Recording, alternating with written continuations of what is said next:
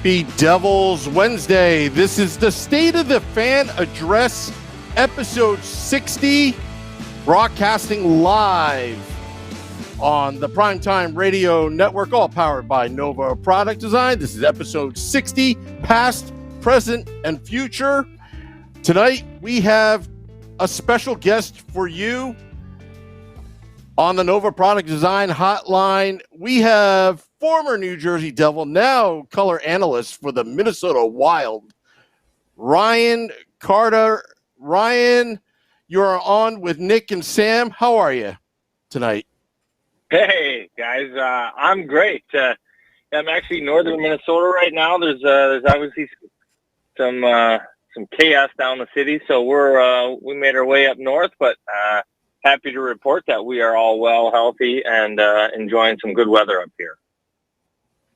Yeah, Ryan, we're so happy to hear that you and the family are safe.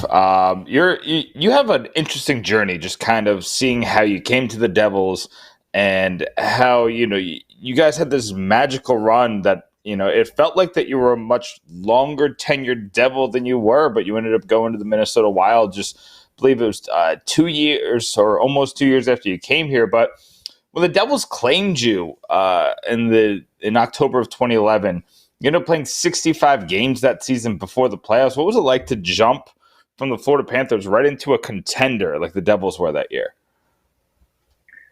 Yeah, well, for me, gosh, it was actually a pretty scary time in my career because I had been, I guess you could say, at least a regular on an NHL roster for a while, and then the Panthers had put me on waivers, and boy, I thought I was destined to make my way to their minor league affiliate, which at the time was San Antonio. But gosh, it's funny how things work out in hockey. So that following year, I was traded to, or I should say the prior year, I was traded to Florida from Carolina, and I played for Pete DeBoer, and I only played probably 10 to 12 games, and I think that was my real tryout in Pete DeBoer's eyes. So, and I don't know how it works behind the scenes with Lou and Pete and who has a voice there, but at the end of the day, I think it was Pete that said, "Hey, this guy was on waivers. I really liked what he brought. We should maybe make a run at him."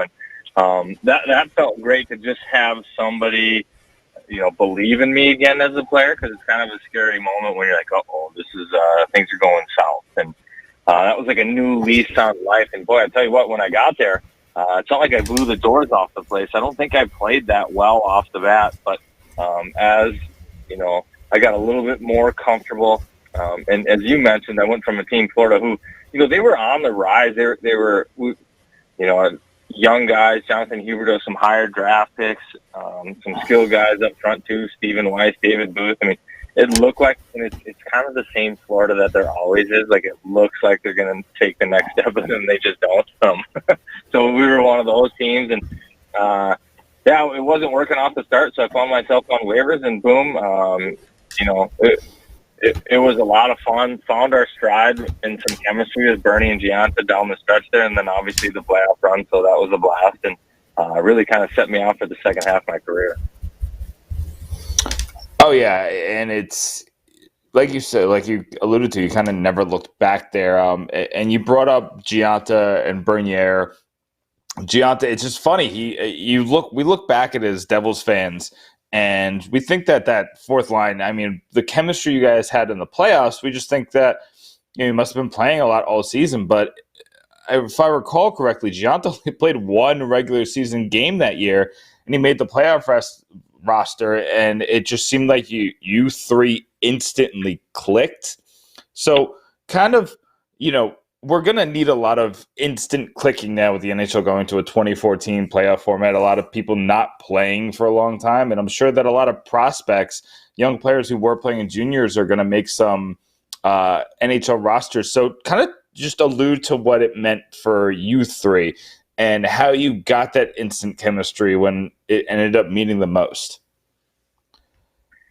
Yeah, I think you'd really have to do a dive on all of our backgrounds to get the clearest idea of why things worked for us. But yeah, you mentioned Steven Gianta. I think he played the last game of the regular season, and gosh, he didn't have a lot of NHL experience before that. That maybe was his first NHL game even, or for sure probably one of his first 10. So he was pretty new to the NHL.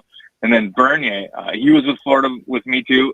He ended up making his way to Jersey as well. I think he started off that year in the minors and spent a little bit more time there. But with the three of us kind of having a different story, but also really wanting to be there. Like there was no comfort. We were, it was fun, but it was a stressful time because there was, it's cliche, but none of us could take a shift off. We didn't have that much equity in our time there. So it was like desperation all the time. And I think you have to give a lot of credit to Pete DeBoer too. And you talked about how guys I think they're going to come out of this and, people are going to go from 0 miles an hour to 60, where it's like, I see that play-in series as basically a 5th round here.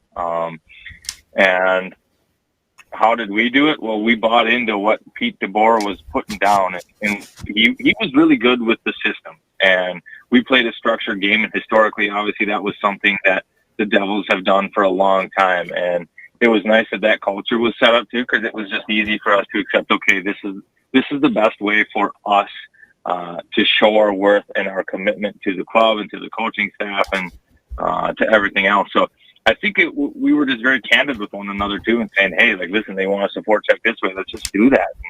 And, Pete DeBoer was very clear. He's like, "Hey, I'm not relying on you guys to score. You don't need to score, so don't take unnecessary risk at the offensive blue line. I just want you to give me 35 to 45 seconds of good, solid hockey, nothing dangerous against, and if you can spend it in the offensive zone, fantastic." So we ended up building, our perfect shift, and it just looked like, hey, Bernie, you got a big body, get the puck in the corner. If you can get it back, and I can support you down there. Let's the two of us do our best to hold the puck below the goal line. Deontay, you're like a little water bug. You come support us and give us an out when we need it. And, if one of us happens to lose it or we get it up to the point, we'll go back to the net. But if we turn it over, Gio, man, you're fast, dude, the centerman. You got our backs. And we could always trust that Gio could catch anybody if we did turn the puck over too. So we just played with a lot of confidence within that structure, and we played a really simple game. Just it's boring, but we got pucks behind D, and we made them change. And I think off the bat, now playoff hockey, you guys know from watching so much of it, but there's a different level, and I think you see some scorers struggle because it's a tighter checking game, and sometimes you see the checking players all of a sudden they show up a little more in the playoffs. It's because they've been playing that style of game for 80-something games, and it suits their style a little bit, and it takes those skill guys, a series or two to figure that out. But for us, we were on it right off the bat, and Pete DeBoer, he rewarded us with more and more minutes, and we played in big spots in that first round, and it was fun, and he trusted us, but a lot of credit goes to DeBoer, and I think a lot of it was just luck in that where we were at in our careers and the level of commitment we had towards wanting to play in the NHL and what it took to stay there. All that coming together really helped us out. Now, I mean, this run was just, it's my personal favorite run. And I remember all of the Devils Stanley Cup runs. I was pretty young in 95, but in 2000, I was like 12, 13. And 2003, I was, 15. So in those prime sports watching years. So I remember those pretty fondly. But that 2012 run, and it probably had a lot to do with the fact that you beat the Flyers and the Rangers in the fashion that you did, for why it kind of just felt a little bit bigger and better, and why it holds such a place in my heart. What did that mean? I mean, you weren't like drafted by the Devils. I'm sure you didn't have time to look up the rivalries, but just being in that locker room and being in it and feeling the fans, what was it like? And how did it feel to beat rivals on the way to, going for the biggest prize in your sport? Yeah, I mean, it really was rewarding. And that playoff run was so crazy because we were the 6th seed. To start it off, we were the 6th seed. Florida was the 3 seed, if I'm not mistaken. But we had more points during the regular season than Florida did. So all of a sudden, we're on the road to start, even though we're the better team. And we fall behind, and it takes us 7 games to beat Florida, and we're like, my goodness, maybe we're not that good.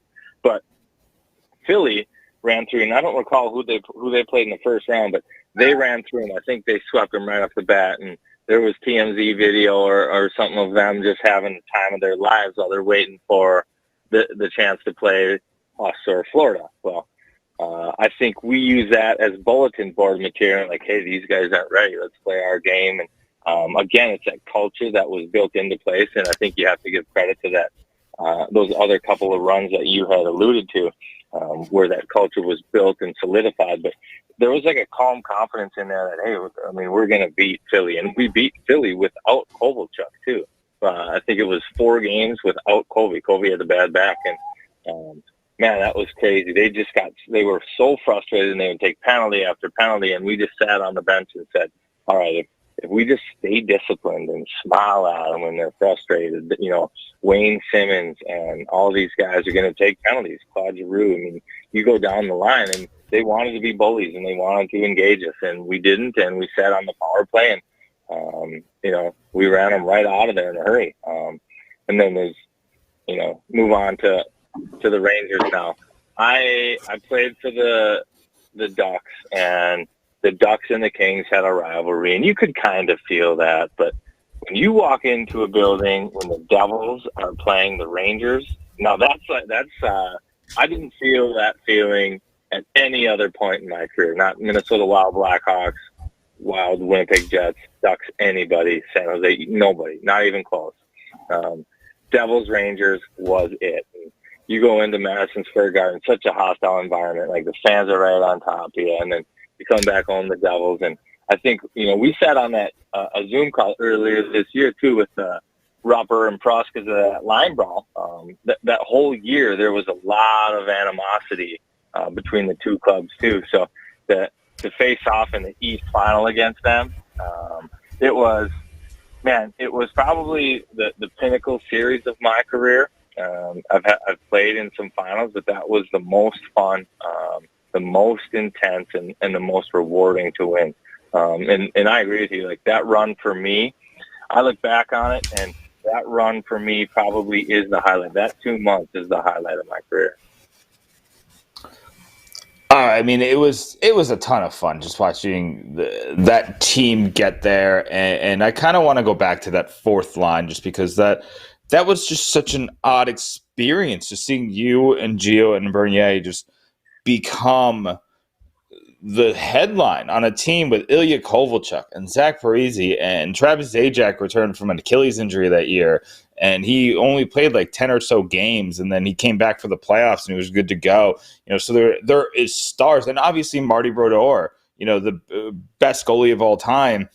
So you're coming into this, you're thinking, I'm just going to play my role, I'm just going to do a good job, and then you're one of the guys getting surrounded during media day in the Stanley Cup. Just talk about that experience and just kind of, this is a guy, 4th liners are just these humble little guys who just play the role, but now you're the stars. So talk about that experience a little bit. Yeah, so I think the 4th line started to get like true value. When did the Bruins win the Cup? Was it 2011? I think it was just the year before. Yeah.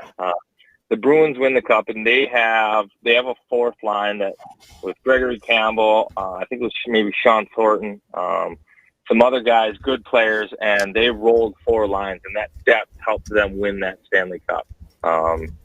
And I think that gave Pete DeBoer maybe some confidence or the idea and plan to try to roll 4 lines, because we were an older team at the time too, because we had Patty, Colby, they weren't spring chickens, but Zach and Trav, they were probably 30. You look at the back end, Volchi, Sal, and you talked about Marty. Like, we were an older team, so it was to our advantage to try to roll 4 lines and save minutes, especially if we're going to go into a 7-game series. But again, so much of success comes down to opportunity. And Pete DeBoer was not afraid to play us in any spot. And I think it opened eyes when we'd be out there taking D-zone faceoffs against other teams' top lines. And that was our role, and we embraced it, and we weren't afraid of it. And for whatever reason, and I don't know why, but the stage didn't scare us either. I think that's, again, because we were like committed to each other. We knew how one another was going to play, like that we had each other's backs. If we made a mistake, if we turned the puck over, like somebody's going to be there to help you out. But yeah, so much of it comes down to opportunity. Pete DeBoer gave us big opportunity in big spots, game 7s, games 5, games, I mean, you name it, he played us. And, to give Bernie and Gio credit too, we made the most of it. We played well in those spots. We did our job, and whenever we did it, Pete put us back out there for more. Yeah. So,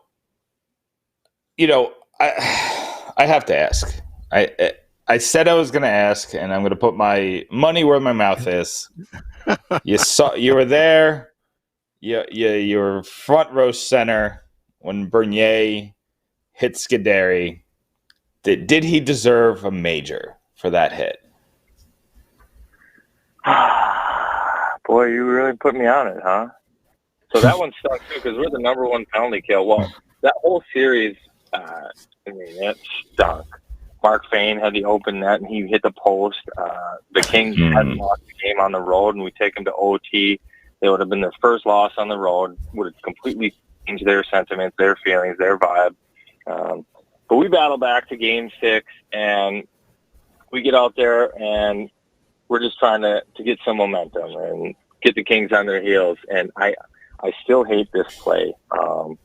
That DC, a big Steve Bernier barreling down, and they just try to protect themselves. And I think that's all he did, is he just tried to turn and protect himself. But when you do that, you expose your back, and Steve was already committed. I don't think it was, it wasn't a malicious hit. He didn't try to hurt him, but that's Steve's job, is to finish his hit. And he has to do it.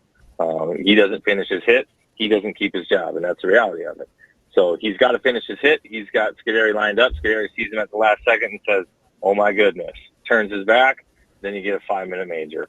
Is it a penalty? I think that's the ref's discretion, but I don't think that it was intentional.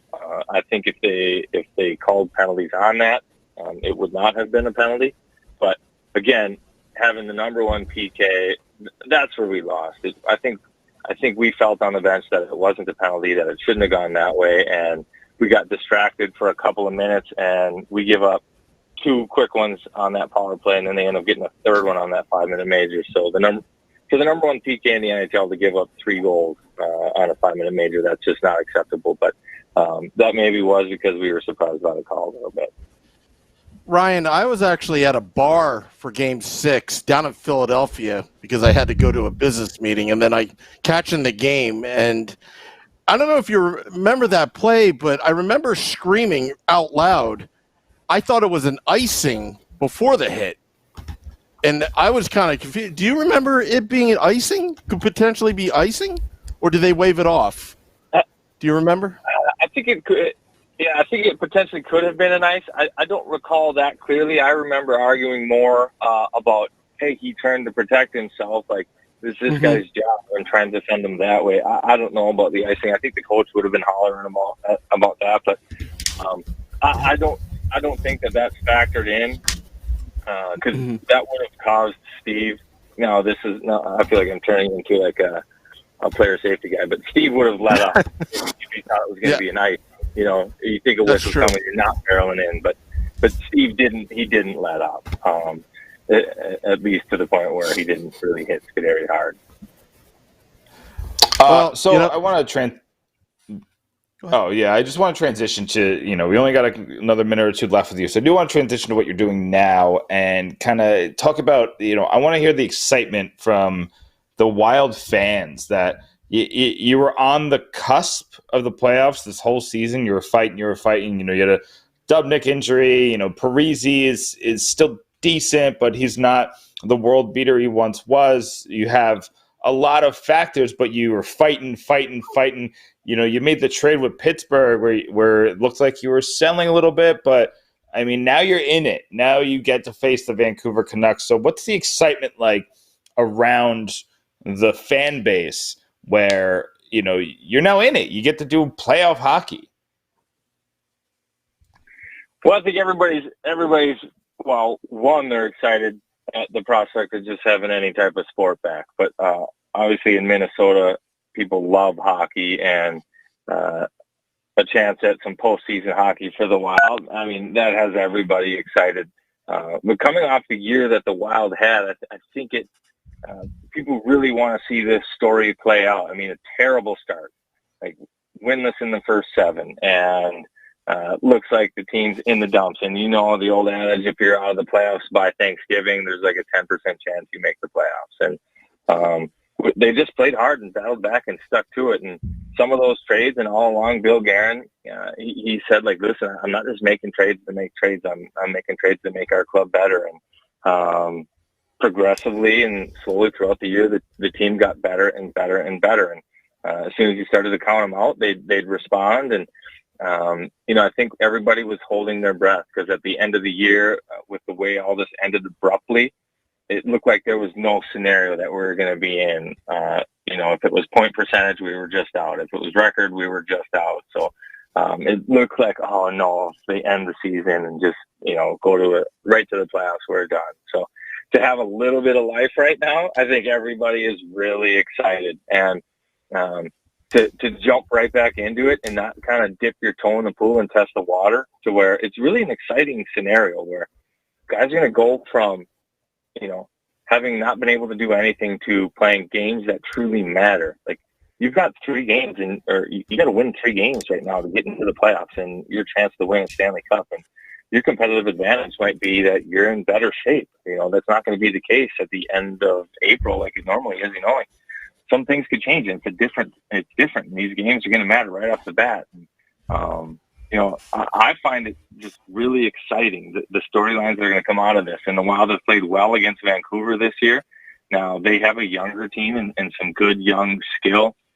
What does that look like for the Wild? They've got Elias Pettersson and then Hughes on the back end. You guys obviously know about Hughes. So they've got some young pieces, but are they experienced enough? The Wild are an older team, a little bit more experienced. So I like the Wild's chances, even though they're the lower seed right now. But I think that's probably the sentiment from around the state. And if you're a Wild fan, is, hey, this is setting up to be pretty fun and pretty exciting.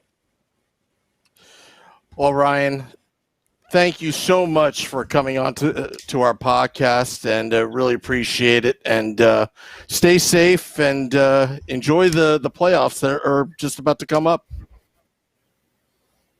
Oh, I appreciate it, guys. Yeah, I certainly will enjoy it. Hopefully you guys get a chance to watch some hockey too. And I think we can all root against the Rangers. We'll be okay with that. And anyways, guys, thanks for having me on. A lot of fun. We'll have to do it again. Great. Thank you, Ryan. That is Ryan Carter, Devils alumnus, now Minnesota Wild TV color analyst. You can find him at Ryan_Carter22 on Twitter. Nice guy, great guy. And I was actually talking to him before, Nick, and I was telling him that 3-on-1 rush against Lundqvist in Game 6 just to energize the crowd. I mean, that fourth line was an energy line. It was the little line that could, in some ways, very inspiring. And by the way, I actually looked at the replay. I'll send you the picture. It was icing. But nobody talks about it. But I don't want to dwell on the past. But I had to get that little, you asked them. And, of course, I had to put that little detail in, not to put salt on the wounds. But, yeah, that was something. So, Sam, obviously we had Ryan Carter, who's based in Minnesota, and he kind of mentioned at the top of the interview there that him and his family, they moved up north to kind of get away from the situation happening in Minnesota.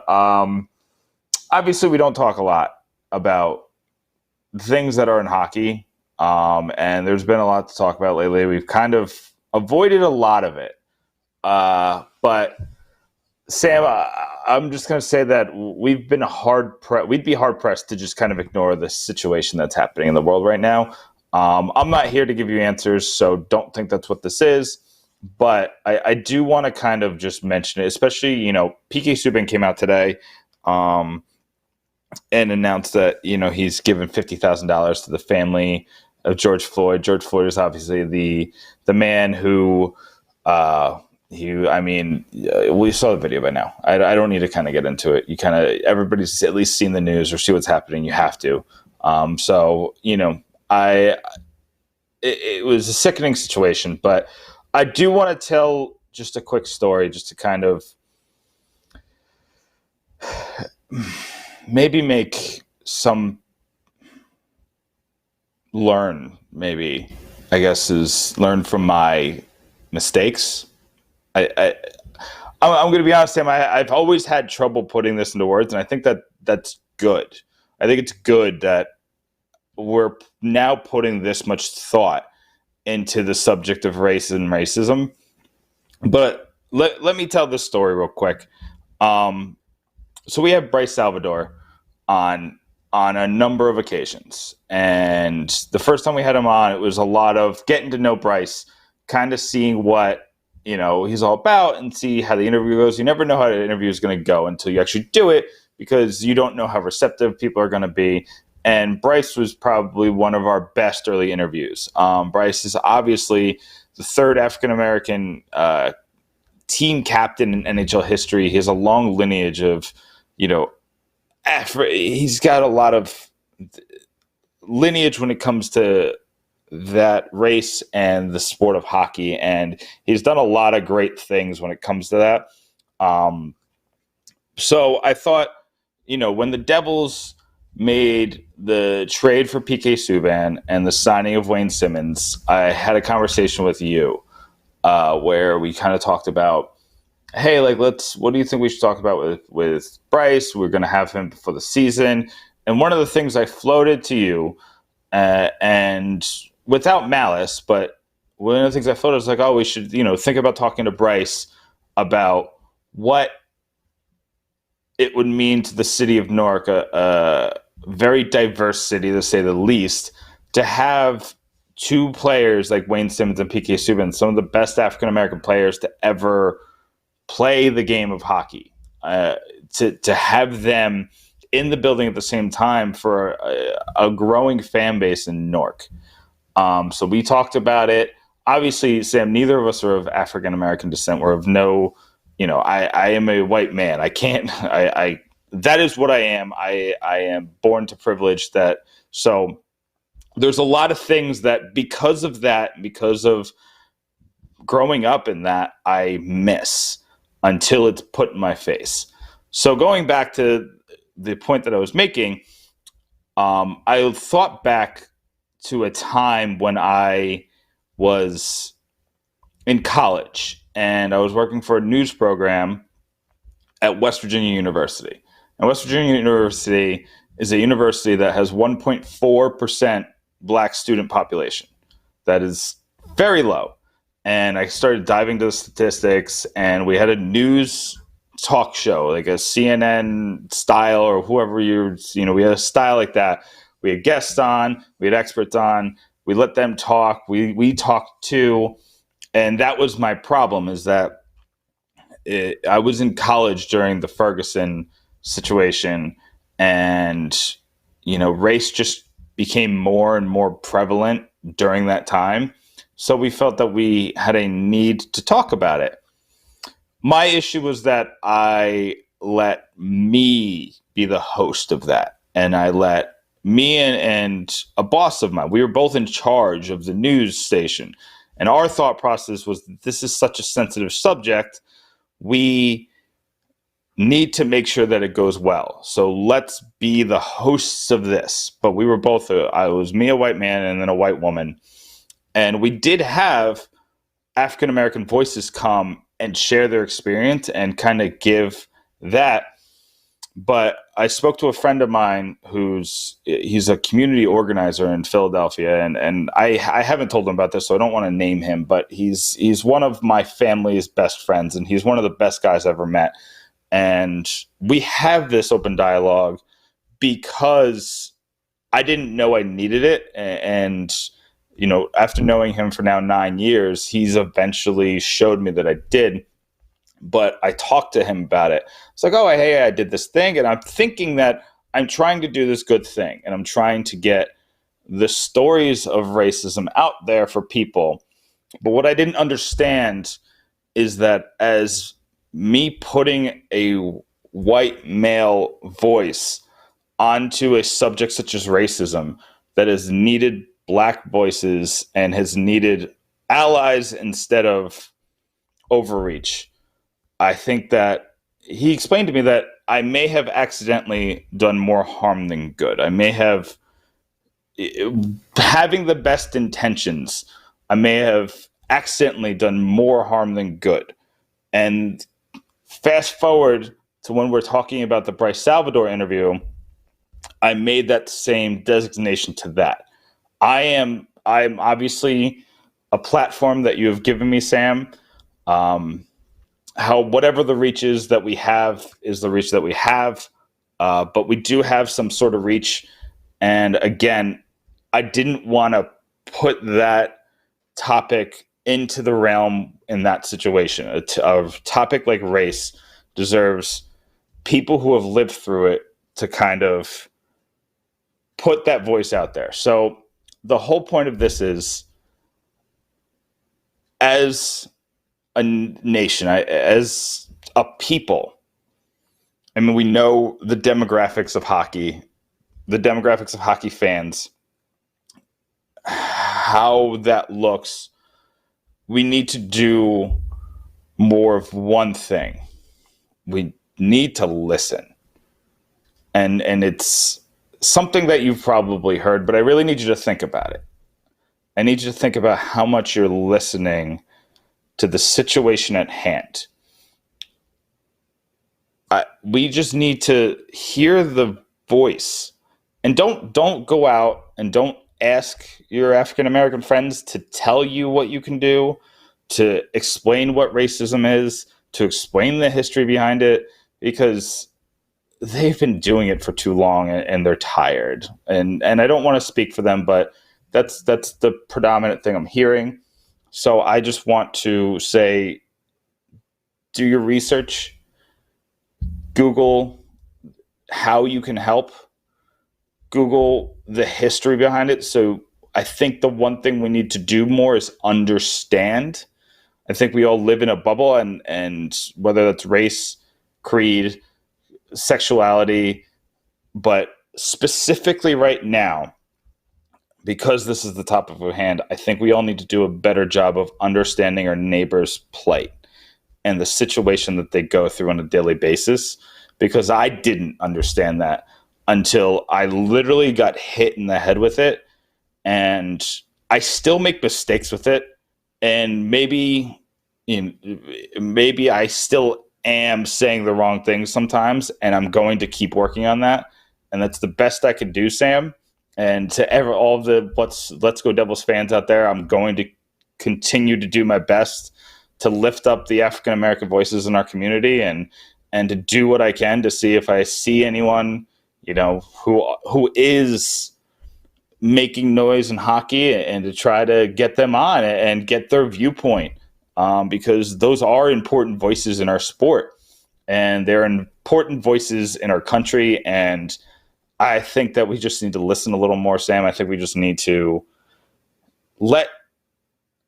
let's figure out why, and figure out where people are coming from, and let's just try to understand a little more. But Sam, that's all. I just wanted to tell that story. I don't know if it came across the way that I wanted to, but sometimes I go in 7 different directions, and I have to hone in on the point. I hope I made some kind of a point, and I hope we just listen a little more.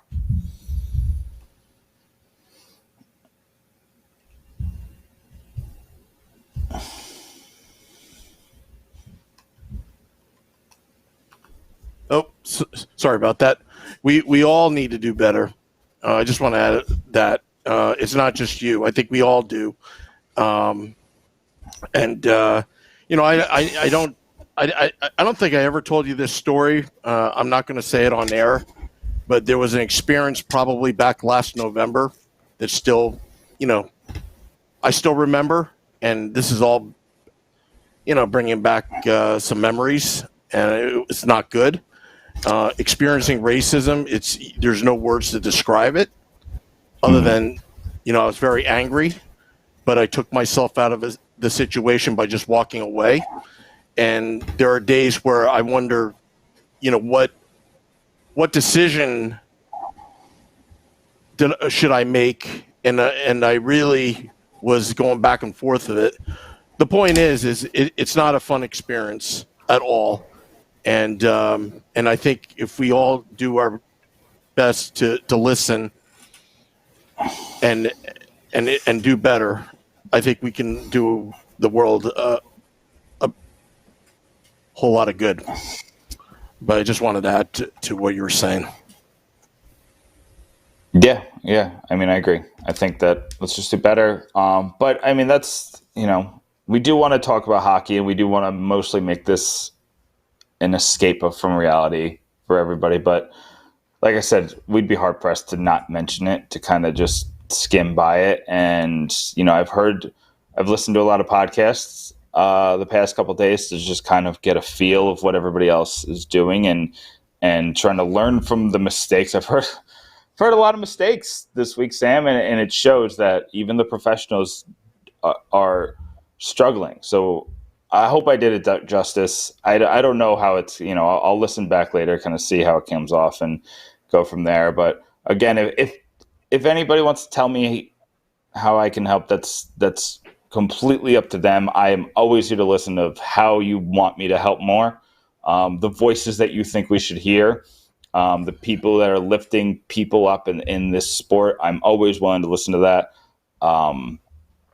Yeah, I mean, that's pretty much the gist of it. But so let's get back to talking hockey. Well, we got Sean Leahy coming up, right? Yeah, I think we got him in up a few coming minutes. Up in a couple minutes. Okay. But Facebook Live, what'd you think of the Ryan Carter interview? I mean, I was talking to him for a minute before, we were setting up. He had dialed into the studio, and I told Ryan that goal he scored, and I'm sorry, that rush. I think it was Giunta that scored that goal, or was it Bernier? I don't remember on that rush. That was that big explosion that a crowd has. And remember that game 6, that was I believe on the anniversary of the guarantee, wasn't it? Wasn't the anniversary on the guarantee? I don't remember that. Yeah. I was also, it was funny. You mentioned that you watched it at a bar. I also watched it at a bar. I left not too long. Actually, no, I'm sorry. I watched game 6 at home. I watched game 3 where they lost, I think 6-1. That's one I watched at a bar. Real quick story about that though. I was watching game 2 at an Applebee's. And do you know who walked in? I don't know. This might be above your head, Sam. But Matt Hardy of the WWE walked in. Really? And he, a funny story about him. He said, he was like, "Oh, let's do a shot together." And I was like, "Oh yeah, let's do a shot." I'm doing a shot with Matt Hardy. Matt Hardy's always been one of my favorite wrestlers. Me and my friend dressed up as Matt and Jeff Hardy for Halloween one year. It was like he's just always been one of my favorites. So I was really excited. And then I got the bill for the Patron shots. I was like, okay, I mean, it's cool. It's fine. But no, I thought that was just, it was just funny that we're watching the Devils game. And then literally I'm walking out the door and my friend calls me. He's like, Matt Hardy's here. So I turned around and I went back. But it was just a funny little story. Oh, I thought you said Matt Harvey. I was like, really? No, I mean Matt Harvey before he was like a Dark 15. Knight. Yeah.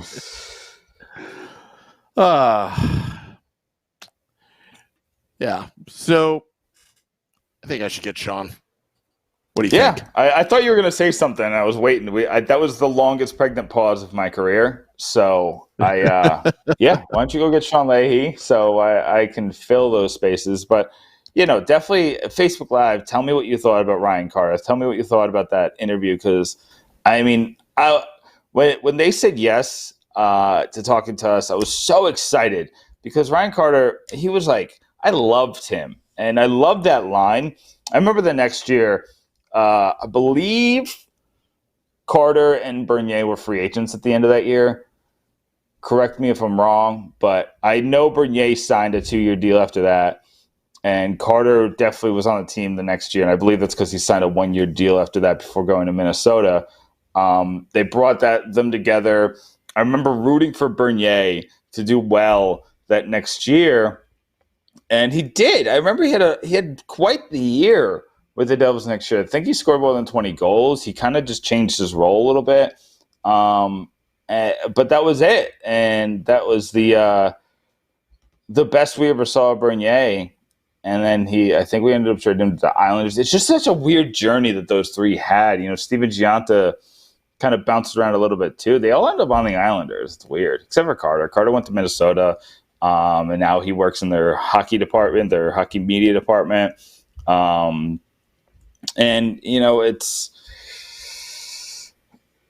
It was a really fun, Ryan Mann. It's hard not to like Ryan Carter. It really is. I mean, it really is hard to not like Ryan Carter. And, I know he was being safe when he said, he didn't want to talk out of line about the penalty. And, he's got to be the nice guy. And that's fine. We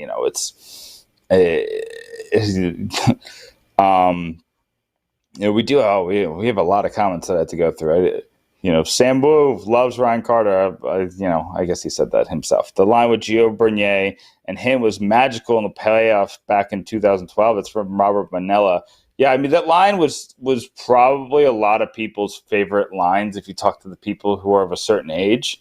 You obviously had the Parise, Kovalchuk, Henrique line that did so much damage, and I believe they ended up Ponikarovsky ended up moving onto that line, and somebody help me out here. Did Parise move to Zajac's line, and then they had Elias on that line? Is that the line I'm thinking of?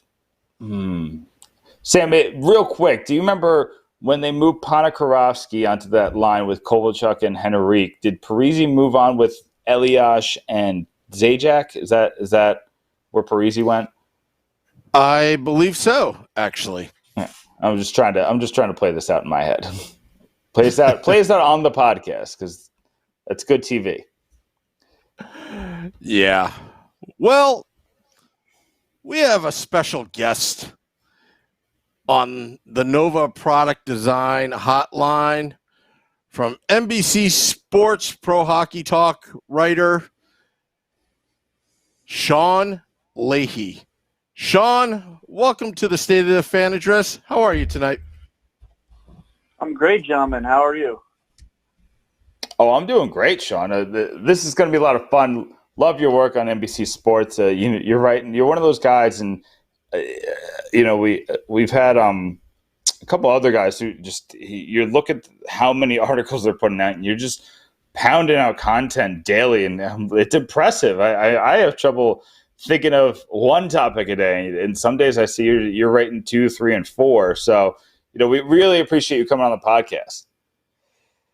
Yeah, no problem. I mean, look, we've all had a nice kind of 3-month vacation from hockey. I'm sure we're all excited to hopefully watch some playoff hockey in early August if they're able to pull this off. Yeah, so let's talk about that. Let's talk about the return to play format, the 2014 playoff. First, I'm going to ask a 2-tiered question here. One, I want to know what your official thoughts were when they brought out that 2014 playoff. Is it something that you're going to enjoy seeing, not? And then secondly, what are your thoughts on having to push back the next season to possibly January? Some teams like the Devils will have no hockey till January.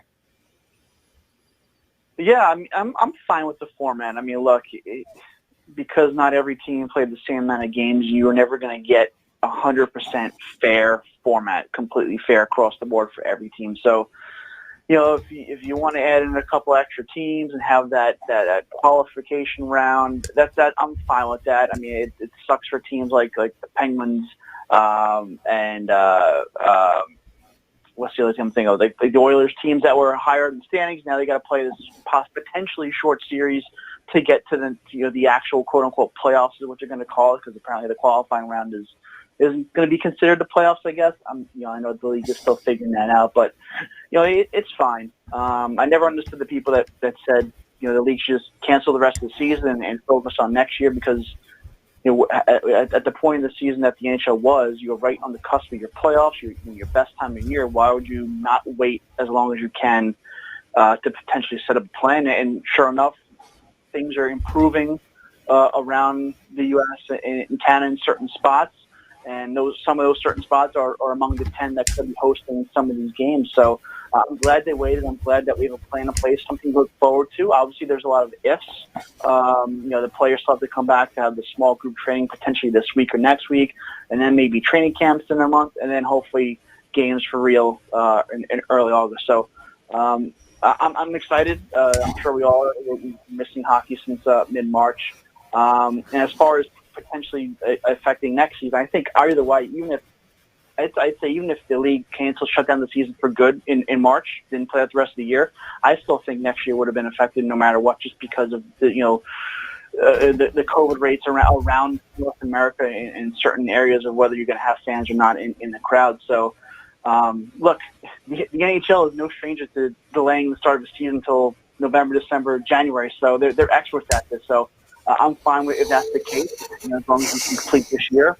The only thing I'm just concerned about is if this whole idea of the NHL is already talked about, as if they delay next season to November, December, whatever, still putting in an 82-game schedule, which I would love to hear what Donald Fear and the players have to think about that, because here you're getting rid of the All-Star game, you're getting rid of the bye weeks, and you're going to cram in 82 games in such a compact schedule.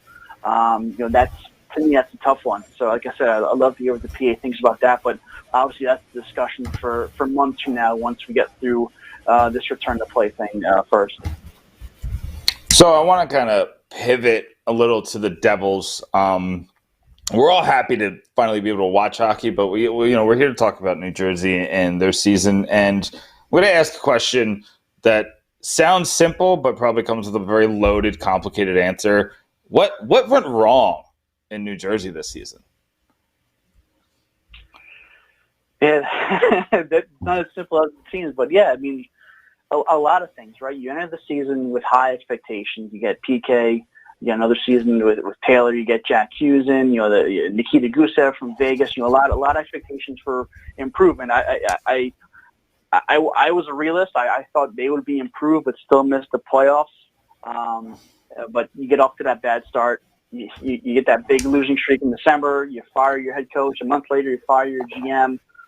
Jack Hughes, who I don't think anyone expected Hughes to come in and to be a Sidney Crosby and Austin Matthews, but he had that slow start and had to hit his learning curve throughout the season. Then obviously, I think the biggest issue and the reason why I didn't think the Devils were going to make the playoffs, even if they would have improved, was the goalie situation. Right, Corey was coming back from his injuries. He had his struggles. Goes down to the AHL, but the bright spot towards the end is Mackenzie Blackwood getting that run of games. He had that nice run, I think it was in February or March, where he kind of settled into his own and really started taking control of the crease. So that's a bright spot to build on for next season.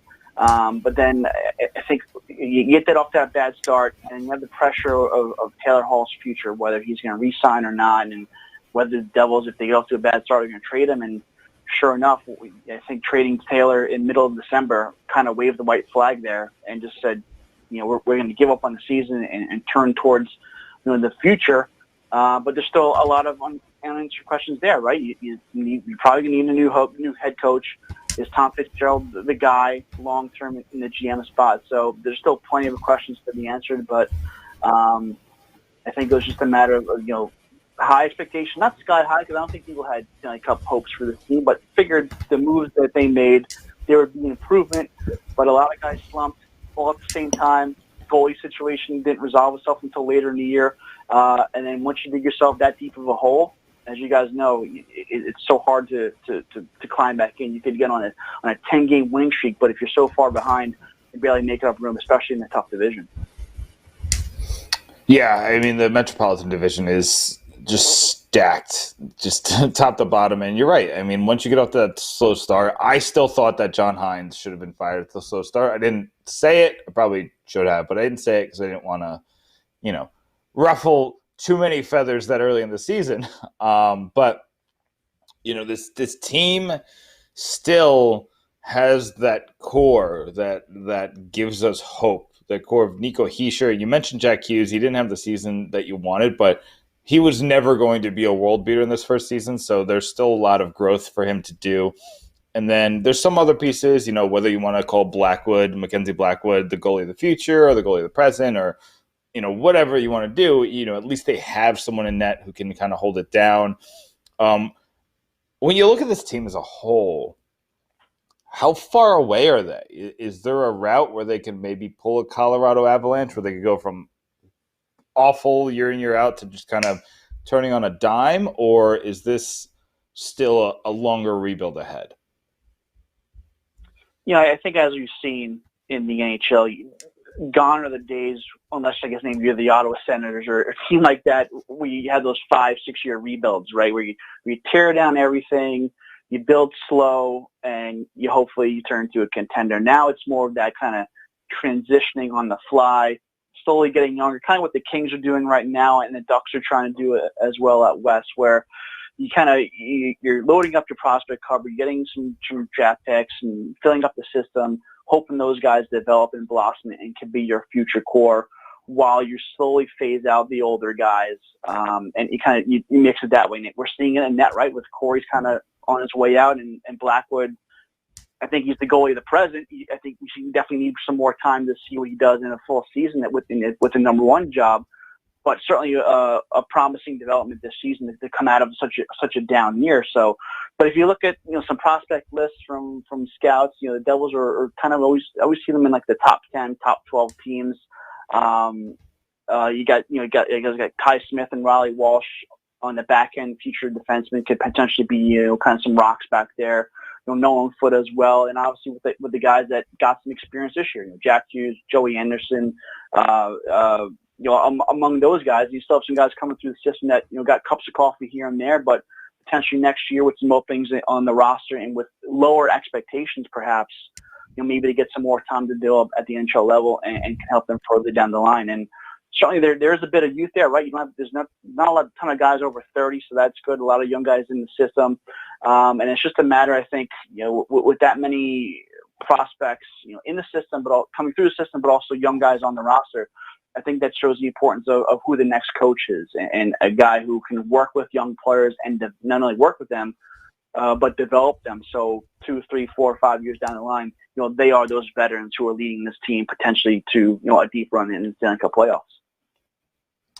You mentioned a couple of things that I do want to bring up, but the first one is you kind of talked about the young players kind of getting a shot and being able to play in the NHL quickly. And I've had a lot of conversations with really smart hockey people, and I want to kind of bring this point with you.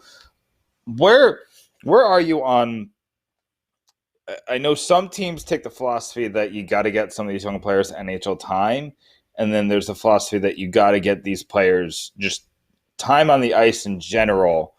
So some people would rather play, like, say, Yanni Kokkonen, who they got in the trade with the Carolina Hurricanes. Some people want to bring him in, play him on the fourth line, get him used to the NHL game, the speed of it, the cadences, how it goes. And then others want him playing 20 minutes down in the AHL to develop. What would your strategy be when it comes to developing these young players? Would you rather them just get more time against a lesser opponent, or would you rather them get used to the NHL game? I think it's a matter of ice time. Like, if you're putting a prospect who you have high hopes for on the fourth line, then you better be playing him 15 minutes a night at least, right? Which doesn't happen, obviously, for fourth line guys, right? So it might be better served putting him in the AHL, getting him in pro experience there, developing his game, filling out his body. These 18, 19, 20, 20-year-old guys are still growing and maturing physically, and getting them adjusted to that pro speed, where I think they're better served there than just throwing him in a bottom six role in the NHL, where they're not going to get a ton of ice time. They're not going to get too much experience adjusting to the NHL speed in the NHL game. If they're not going to be in your top 9 getting 15 minutes a night at least, or so, 12 to 15 minutes a night or whatever, then to me, I think it's bad development, and they're better served in the AHL getting their experience there until something opens up for them, on the NHL roster. So you you can't really. To me, I don't think you can overripe a prospect whether you leave him in junior a year too long or leave him in the AHL a year too long or give him some extra time down there. They can only serve them better as long as your development up and down your organization from top to bottom is strong and solid, and everyone's on the same page and kind of skating towards the same goal. Yeah, no, I absolutely agree. You mentioned the coaching search, or you mentioned coaching in general for this team, and they fired Hines in early December, so they went 3 months with Elaine Nasruddin kind of running the show, and they obviously played better. But there's a conversation among the fan base whether that's just the play of a hot goalie lifting up a bad roster, or it's that change in coaching actually made a difference.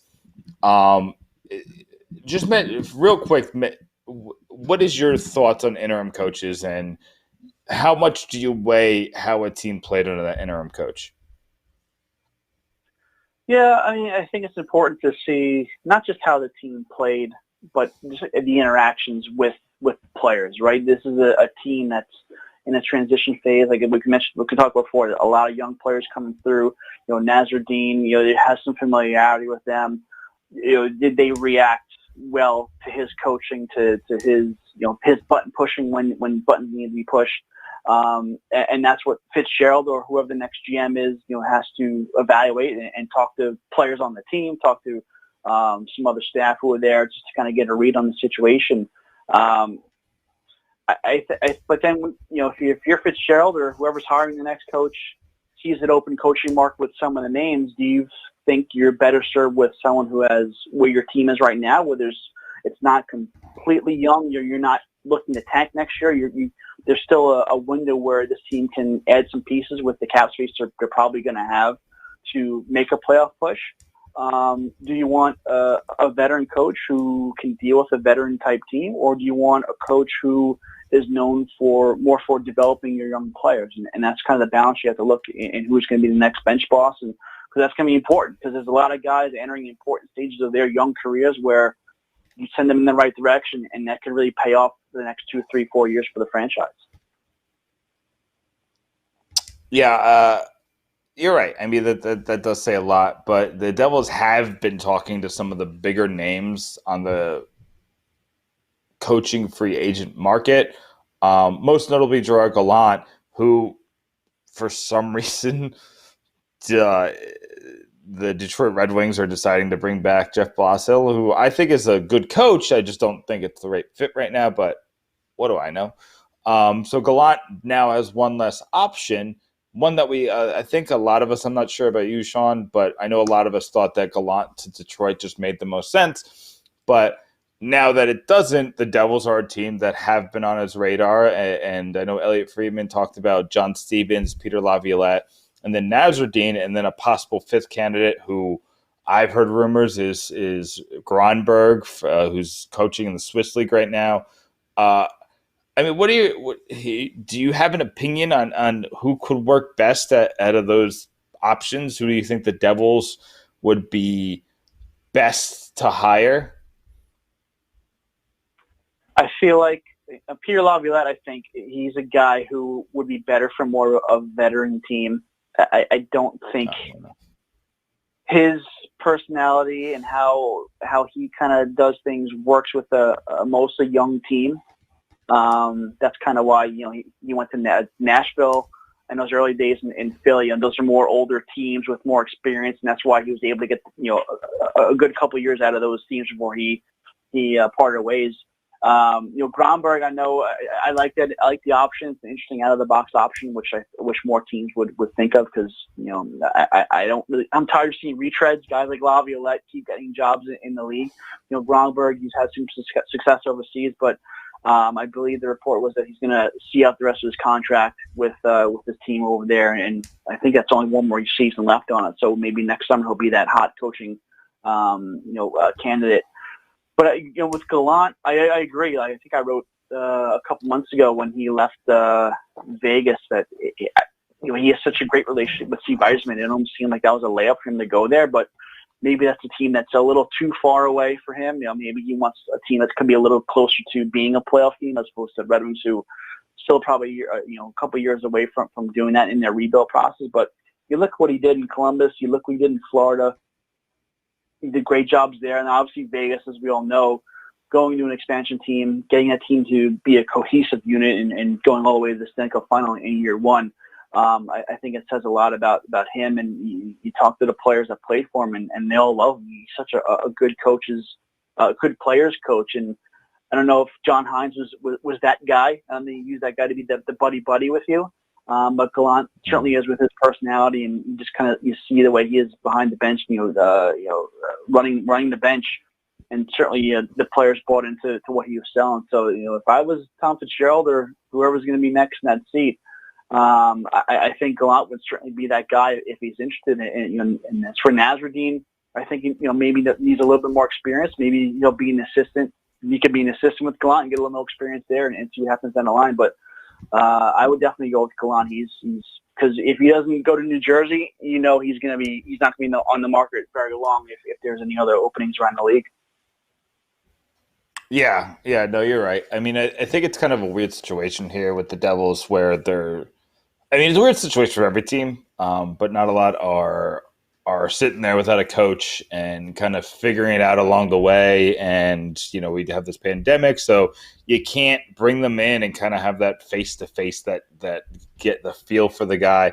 But you're right. I mean, they have to eventually make a decision, right? They can't just sit in their hands. And something I talked to for the past couple of weeks is that I thought that the Devils would be smart to just wait it out and see if the Lightning ended up moving on from John Cooper. But now, that might not happen until October. So I just don't think that you could. I don't think there's any scenario where the Devils could wait that long to put their head coach in place. So are you thinking that they should make the decision like soon, like maybe before the NHL comes back to playing games, or do you think that they're going to still take a couple of months and wait to see if maybe somebody does get fired and the pool gets bigger? Well, first they got to make the decision on the GM, whether it's going to be Fitzgerald or somebody else. You make that first because that's going to be the person hiring the head coach. But from there, I would definitely try and hire a person if you feel confident in that person, whether it's Gallant or somebody else. Certainly soon, right? Because I was having this conversation with somebody the other day. Like this is such a weird year, and like you said, the season may not end until September or October. It's weird to think that a coach, one of the 24 coaches in that return to play format, will get fired. Whether if they have a bad run. Certainly, if the Lightning gets swept in round one again, that would maybe pose some questions there. But I don't see any of the coaches getting canned there, just because of the unique situation. So, with that case, like I said, I would definitely, if I were the Devils, I would move quick because you want to get the GM in, you want to get your head coach in, develop your new system. Yeah, you may not have a game until December, January maybe, but get the coach in there, have him familiarize himself with the organization, and then obviously with the players. You have plenty of time to get the players, and if the NHL comes up with some sort of thing to do for these 7 teams that did make the playoffs at some point over the next couple months, so they're still kind of staying in game shape. That'll only be an added bonus from them once we figure out when next season's actually going to begin. Sean, before we let you go, in our Facebook Live group, Matt Junio asked a question. What do you think of Ty Smith's future? Was it right in your eyes to send him back down to juniors? Yeah. I mean, like I said, I don't think you can ever, overripe a prospect. You can't. I don't think you can. You could certainly call up a guy from junior a little too early and ruin his confidence young, but leaving them down there, especially in the kind of the stage of their transition the Devils are right now, get him some more time down there, build his confidence a little bit, have him physically mature a little bit, and then you can bring him to camp next year, see how he does there, if he can make the team out of there. But I'm a fan of kind of over-ripening prospects, letting him slowly develop, depending on the situation, where your team is in its path forward. And a guy like Smith, who certainly you never hear a bad word about him. He's praised for his game, and certainly one of the top prospects in the organization. you hope for him to be part of your future for long term, the next 10, 15 years, and you want to develop him right, get him ready. So in a year, two, whatever, whenever he's ready, he could jump right in and not be that guy that takes a season to get used to the NHL. You want him to come right in and have an immediate impact and fit into your system, as quick as possible. Great. Well, thank you very much, Sean, for coming on to the podcast. I hope to have you soon, and stay safe. Absolutely, guys. Anytime. You be well. Great. Thank you. Thanks so much, That Sean. is Sean Leahy of NBC Sports Pro Hockey Talk. I followed him when he was at Yahoo Sports. Yeah. In those days, remember that? Yeah. Glad to see Sean's doing well. A lot of nuggets there. A lot of nuggets in there, Nick. Yeah, I mean, Sam, we're definitely getting a lot of the. I mean, Yahoo used to be the dominant voice in hockey, but look at the people we've had on this podcast who no longer works for Yahoo. The voices obviously Greg Wyshynski was Puck Daddy, he was the big one, but Sean Leahy, another guy, moved on from Yahoo, and then Ryan Lambert's another guy moved on from Yahoo, and I like Ryan. These were great interviews for guys who just are very knowledgeable about hockey. So, I mean, Yahoo has got Yahoo problems. It is what it is. But I just think it's funny that we get these players on, Yahoo loses them, and we gain a nice little voice. Maybe we should wait for the next guy. Let's see who's the next guy to get a promotion outside of Yahoo. Well, I'm going to get Steve Palumbo because we got to play the game very soon. You got to play the game, and I'm going to be honest with you. I'm honest with you folks. I tell you what, I'm very excited about games. I was very excited about the concept of today's game, but in action, it did not turn out the way I was hoping it would. And I think that this is going to be one of those where I have to carry it by making fun of my question answer or my guests, I guess. What do you call those? Game show contestants. See, words will eventually come to me and I get them and then I sound smart. See, today's just been a interesting day and a lot of planning, and I had this awesome game in mind, and I was like, all right, we're gonna hit it, we're gonna get it. And then I was looking for these answers and I was like, these aren't turning out what I thought they would. So it is what it is. I won't do what I did the first time I had Steve on, where I gave him the answer on accident. No, did I give Sam the answer? I don't know. I ruined the game. That's the point. But that was the only game I ruined. It is what it is, but this game's going to still be fun in action. We're just going to have to kind of make it fun. So it's fine. It's fine. Sam is going out there. He's calling Steve right now, but I do want to say, I want to thank all the Devils fans and just, I've seen a lot of negativity, and I've seen a lot of people fighting back against that negativity, a lot of the fans, and I want to thank those fans who are fighting back against the negativity. Put positive voices out there. It's a very easy time after a 2 months quarantine and then whatever's happening right now to kind of fall into a hole, and I see a lot of people trying to lift people up. I see the players trying to lift people up too, but more importantly, I see fans lifting other fans up, and we all got to be in this together.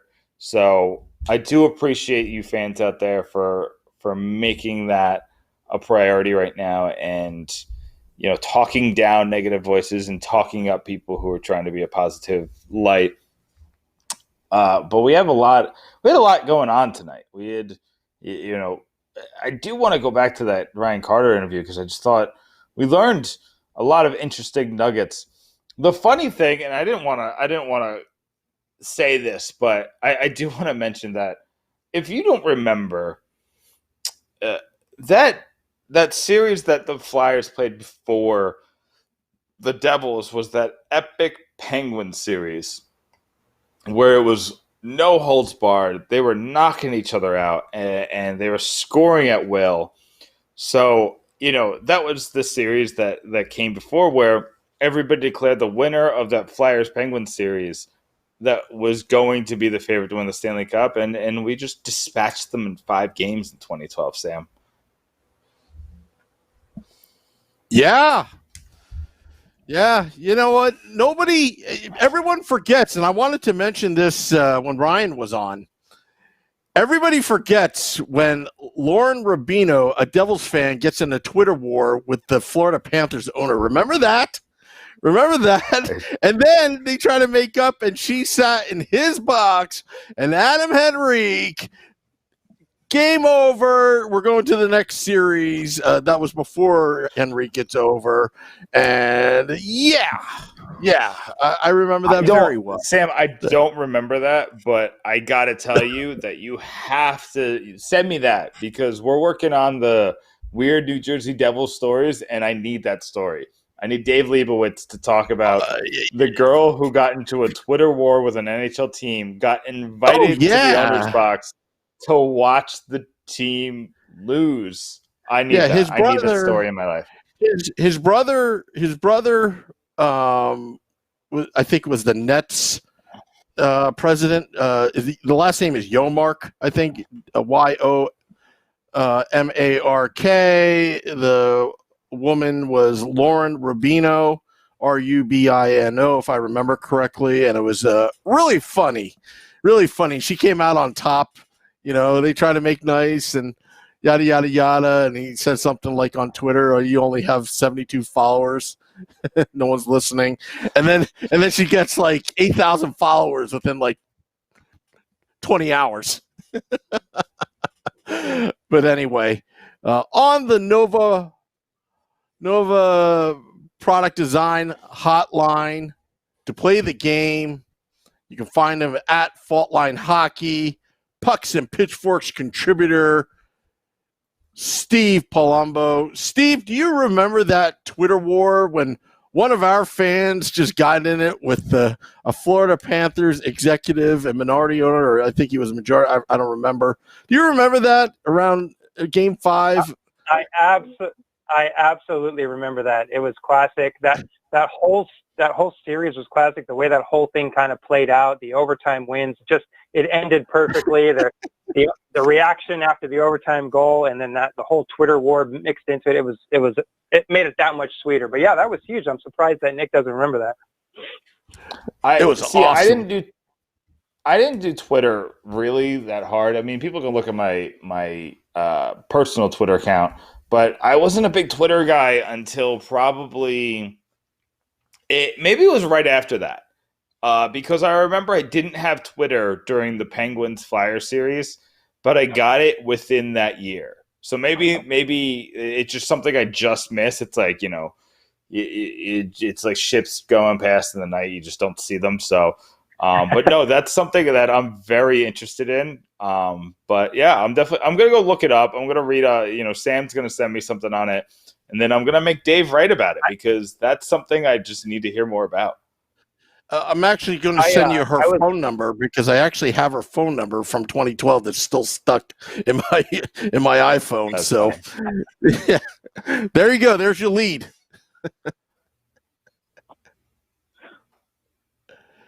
Nick, are you frozen? So anyway, I thought you were frozen. No, I thought you were frozen. I was waiting for somebody to talk, and everybody just didn't talk. So I'll be the one to talk. I'll put words into this. So, all right, I had this great game thought up. And sometimes, Sam, and I was telling the Let's Go Devils podcast fans, it doesn't work out as I hoped. I'm hoping I get lucky and y'all know what I'm trying to do here, and you can make educated guesses. But basically, here's the game. I've looked into the Devils' past and present, mostly present players, but then I brought 2 past players into the mix, and I looked at their junior teams.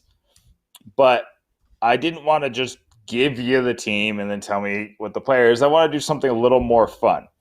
So you have 2 options to get points here. The first is you name the team that I'm describing, and I'll explain how I'm describing a sec. But then the other way to get points is name the player who played for that team. How I'm going to describe these teams. They're junior teams, and then there's universities. I'm going to give you a description and a fun fact about the city, and then I'm going to give you a description and a fun fact, or both, about the mascot. So you'll have basically 2 clues to see if you could put that together to think of which junior team or university that I'm talking about, and then we'll see if you can guess which player that I'm talking about. And I'll tell you if they're current or if they're well, I'll just tell you the first 4 are current players. The last 2 are legends of the Devils. So are we ready for this weird game that I've thought up? Yes, but I just want to say before you start, every time I'm on, you have some kind of weird game that you preface by saying that it may or may not work. So I don't know if it's me or it just works out that way. I think it's you. I'm going to just go. I mean, Steve, we're going to have you on probably again in a couple of weeks because there's going to be a lot of time to fill.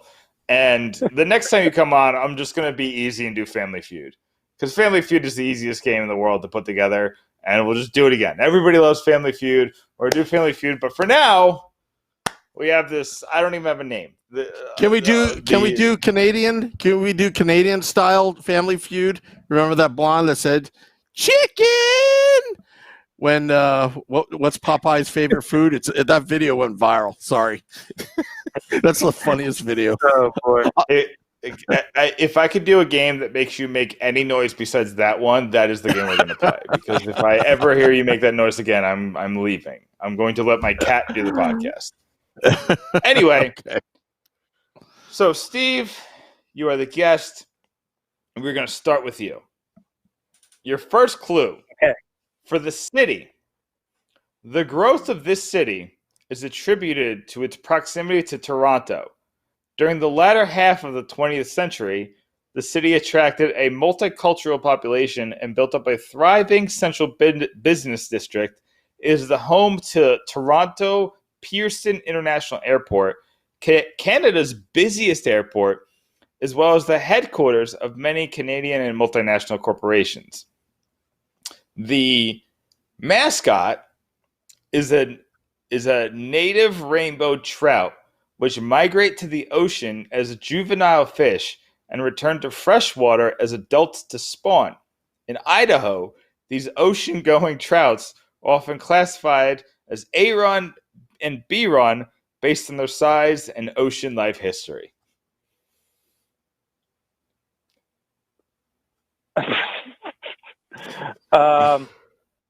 So the best advice I could give you is think of a junior team that once hosted a current Devil that had the mascot of a fish. This game's too hard. Yeah, it's fine. It's going to be funny. I know there's a team. I'm not great at junior hockey. I know there's a team named the Steelheads, which I think is a fish, but I have no idea where they play. And it might not even be a hockey team. Maybe it's a minor league baseball team. But that's your guess? Is your guess the Steelheads? Ottawa Steelheads. I don't know. Yeah. All right. So you got it right. The Steelheads is correct. It's Mississauga Steelheads. Can you name? I can think of 2 off the top of my head. Can you name any of the players that played for them? That's on the current team.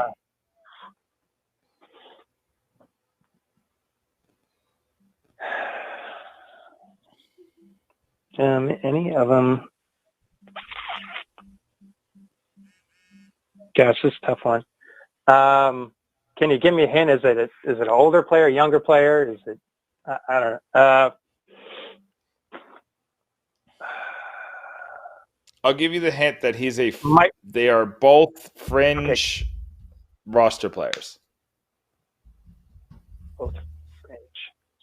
Nate Merkley. No, it's Michael McLeod and Nathan Bastian. They were the super buddies on the Mississauga Steelheads. Right. McLeod's not but even yet. yeah. Well, I was trying to think of a way to not give it away, but get you close. But yeah, you got a point. Which in this game, I'm going to be honest with you, might get you there. Okay. Although this one, all right, Sam. Here's your first clue. This is in a city with the county seat of St. Joseph County, Indiana. The university, known more for Touchdown Jesus than it is for big football wins. The school's nickname was first coined for immigrant soldiers who fought for the Union during the Civil War in what became called the such and such brigade, including 3 regiments from New York. Is it in Indiana, you said? Yeah. University of Notre Dame? That's correct. Do you know which player played at University of Notre Dame? That's on the current Devils? Yes, current roster. I should know this. Can I get a clue? Just like how Steve got a little clue? Does he play defense? No.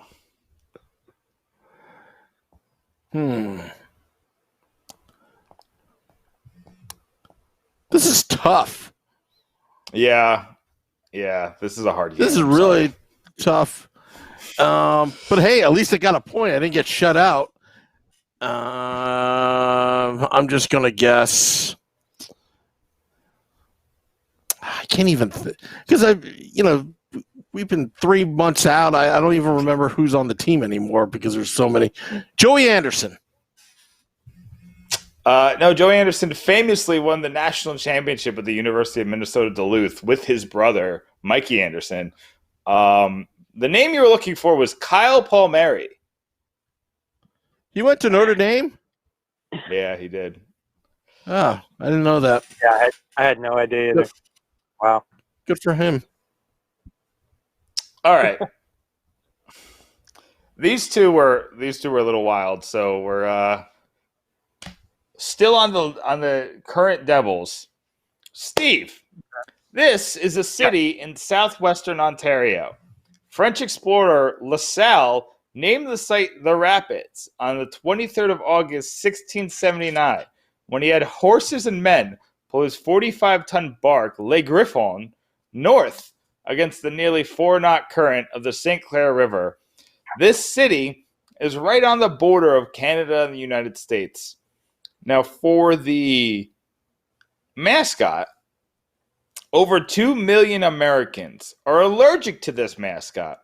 And this mascot was once on the crest of Reed Boucher when he broke Steven Stamkos' record. Okay. Well, I know the city is Niagara. So that's good.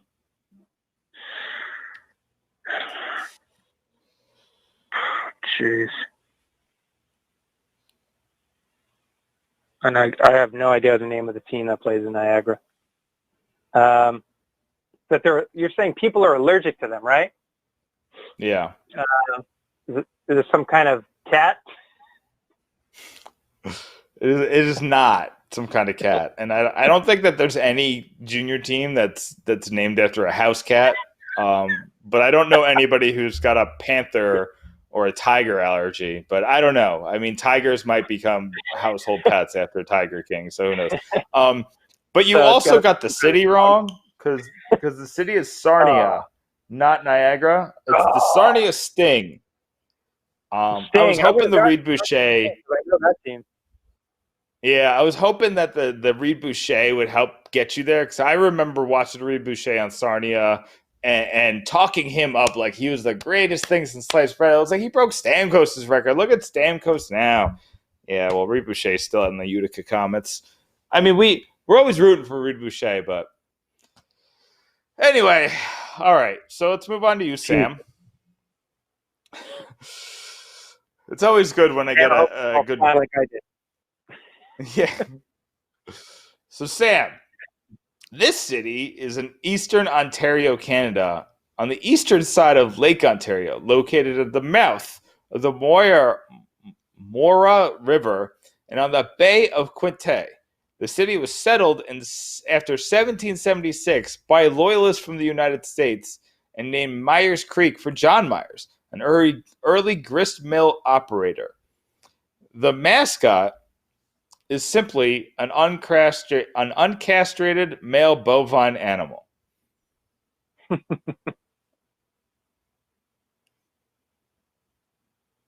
I have no idea what you're talking about. Wait, do you know this, Steve? I tuned out. And I know what the uncastrated bovine animal is, but No, this is in Canada, Yeah. and this is a junior team? Yeah. And it's in Ontario.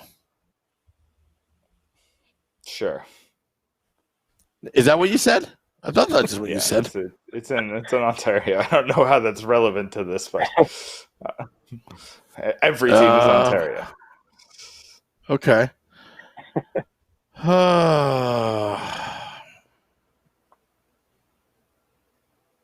have no idea. So the name of the team is the Belleville Bulls. yes. Never heard of them. Never heard of them. It's the recently the recently moved former junior team of one PK Subban. Okay. All right. This is obviously going well. I'm doing a wonderful job of putting this game together. All right, Steve. Here's your shot to take the lead in the final category. Now, remember, these are former Devils. Former Devils. Mm-hmm. I will accept if you just get one, the city, or two, the mascot, because these, I'm going to tell you, I thought when I went through the junior teams, I thought that they were going to have some fun nicknames, some fun mascots like minor league baseball teams. My goodness, hockey is boring. You got to get better mascots, hockey. But anyway, this particular city is in South Central British Columbia, known as the tournament capital of Canada, and hosts over 100 tournaments each year at a world-class sports facility known as Tournament Capital Center, Bike Ranch, and Tournament Capital Ranch. That's the city.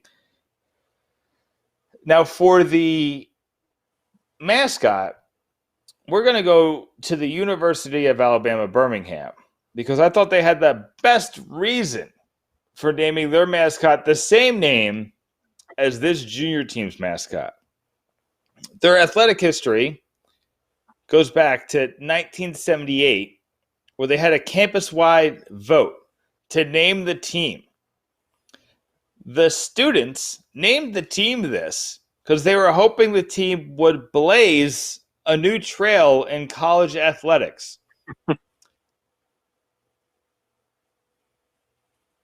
Okay. Can you name the Kamloops mascot? Blazers? It is the Kamloops Blazers. Scott Niedermeyer. Wow. Oh, Sam. He put you in a hole. I knew that. I knew that one. I thought you were going to go another direction, but when you said the Blazers, I knew exactly what you're talking about. You obviously got it by that fact about Kamloops being the tournament capital of Canada. No. Nope. That was leading me in a totally different direction, but the blazing part, that gave it to me immediately. All right, Sam. Here's your clue. Well,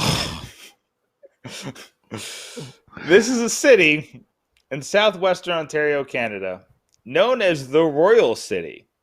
In late 2018, the Aramosa and Pulslinch entity had an unemployment rate that decreased to 1.9% in that next January, the lowest of all Canadian cities.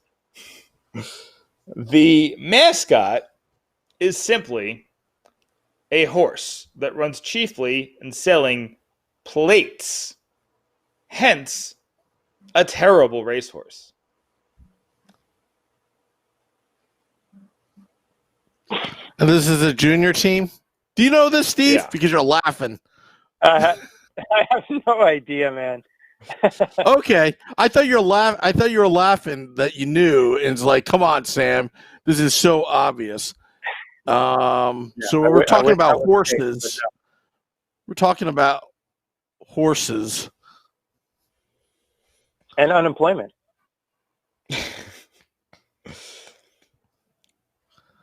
You would think that facts about cities would be easier to find. Wouldn't have to go for unemployment rate. Come on, Canada. I blame Canada for this. I'm gonna go with Kyle's mom and blame Canada. Oh, you're gonna kick yourself. I have no idea. I'm not going to even tell. All right. I will allow you to at least guess the player. The player was the highest drafted player. Well, he was tied for the highest drafted player in Devils history before Nico Hischier was drafted number 1 overall in 2017. Jack Hughes? No, before Nico prior? Hischier. Oh, before. Oh, it's a former player. Sorry. And he's a player that I formerly called not Mario Lemieux. Oh, Kirk Muller. There you go. We'll give you the point so we can put in the official record books that Sam lost to Steve Palumbo 3-2 in a game that I will burn and bury so it never shows its face again on the Let's Go Devils podcast. But the headline of the story will read, Palumbo beats Woo, game of chance irrelevant. You know what, Nick? Honestly, I don't know anything about Canada. I got my university right. Yeah. Hey, where's the beef? But yeah, at least I got that. I thought I was gonna get some fun mascots to talk about, and then it didn't go well, guys. It didn't go well, but I still think it was good podcasting. I'm not gonna lie to you. Yeah, no, I think it's great. I can't wait. I can't wait till I host a game one day because I think that's going to come up soon. Yeah, that's coming up soon, right? I think so. Yeah. But yeah. But Steve, you just put out a piece for Pucks and Pitchforks. Why don't you tell the listeners what about that a little bit? Yeah, I mean, obviously it was a strange season. A lot of very bizarre things happened throughout the year. So I just tried to grab a few things that were out of the ordinary that led to a season that is not only forgettable, it's also very memorable. So it was rather easy, including the way the season ended. It all just tied a nice little bow around this crazy, crazy season that I don't know if I'm ever going to forget about. I'm sure the Devils fans out there will never soon forget. Yeah, no, definitely. Go read that on pucksandpitchforks.com right now. It was a good piece. I enjoyed editing it. Threw some pictures on it, make it look all pretty.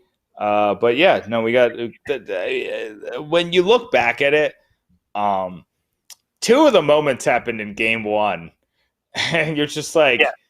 we should have just known what we were in for from that day. Well, that's what I said. But one of the moments I said that was the highlight of the entire season, and it happened in game one, and it was all downhill from there. So that kind of gives you an idea of how the season went. Well, Steve, I appreciate you having you on. Next time I ask you to be on the podcast, just say, remember, just do Family Feud. We'll do Family Feud. It'll be a fun time had by all. And Sam will have a chance because his clues won't be insane. Thanks, Steve. Well, I appreciate it, guys. Thanks for having me on. Yeah, thank you, guys. That is Steve Palumbo at Fault Line Hockey, beating the Woo. But I think the game was a little tilted towards his side, though. I don't know, Nick. But I cannot wait for June 24th, that podcast. Because one of my favorite writers, favorite guys on Pucks and Pitchforks blog will be guest hosting. Or are we allowed to even talk too far ahead in the future? I mean, you can. We can't talk anything in the future because we're still working on next week's podcast. I'm looking ahead at next week, but you're the planner, Sam. You got the big ideas. I got, I'm doing the day-to-day. Yeah, I actually got producer Melissa. I said, Melissa, get me Erica Wachter. Let's see if we get Erica on. Not sure, but it's getting close to that, that wedding date that Steve Cangelosi kind of dropped on that one podcast, right? I think it's like end of June or something like that. Yeah. So you're gonna get her on her wedding week? Is that your plan? Because that's a terrible plan. I think there's some technical difficulties. You know what I'm gonna do, Nick? I'm gonna put you on mute so you could take care of what's going on. I'll just go fly solo. I have you on mute right now. Give me a thumbs up if your microphone's okay, because I think it just fell apart on live air. Nick Filano, you went through this podcast. He gives me the thumbs up. I see him on the production feed. That didn't sound good, but I know that you'll put it together with some like MacGyver it with some duct tape. I just, Sam, I need my old studio back, and we're actually building a new studio. So next week when you see me, we're gonna have a whole new studio. Things are gonna kind of be a little bit more normal. I'll have my desk instead of what's basically a patio table right now. Yep. I won't have to worry. I'm literally just so people see what I'm working with. I have this curved edge right here that I try to stick this on every week. Oh, wow. And it doesn't go well most times. So it's able to rig itself. I think it's almost like it gives me an hour and it's like I'm over this. I'm at my limit. You know what we need to get you? We need to get you a headset. It's just so easy. It's convenient. I don't know if you like this. Do you want people to keep watching this podcast? Then you need to have this face unimpeded. Oh, okay. At all times. You know what I'll do? I'll just zoom in right to you. There you go. Anyway, big face means big viewership. I think that was one of Steve Jobs' main takeaways from his TED Talk. Oh, really? Oh, yeah. I just put a lot of words together there. That was something. Yeah. Well, we want to thank Ryan Carter coming on the podcast for the first time. Sean Leahy, NBC Sports Pro Hockey Talk, and also like to thank Steve Palumbo for playing the game, even though he won. Blech. Nick, you have any final words? We have that top 25 draft pick piece that I promised you about. 7,500 words on why, where, how, and when people were drafted and who was the best. That's on pucksandpitchforks.com right now. Also tomorrow, Vinny Parisi is going to break down the three main candidates to take over Andy Green's captaincy. So that's going to be a fun one. Well, thank you for everybody joining. Until next time, let's go Devils.